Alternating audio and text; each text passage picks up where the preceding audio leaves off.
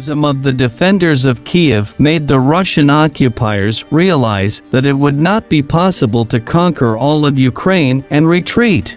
Vitaly Klitschko, the mayor of Kiev, told this in an interview with journalists.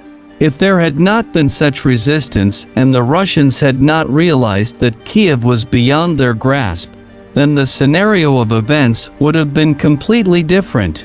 This is thanks to the people who defended it.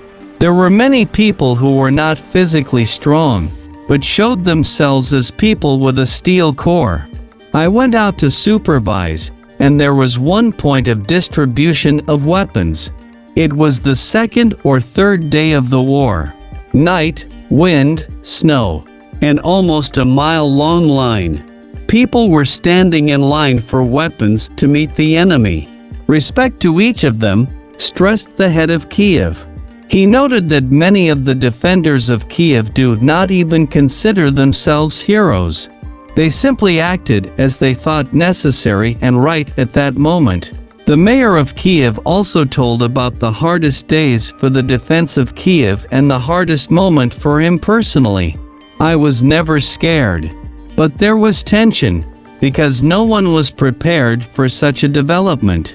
In fact, we were already calculating different scenarios from the wheels.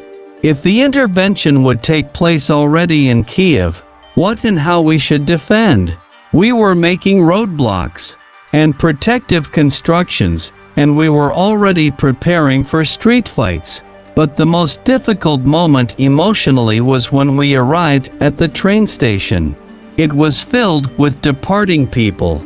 We went up to the children's corner and there was a boy about 6 or 7 years old.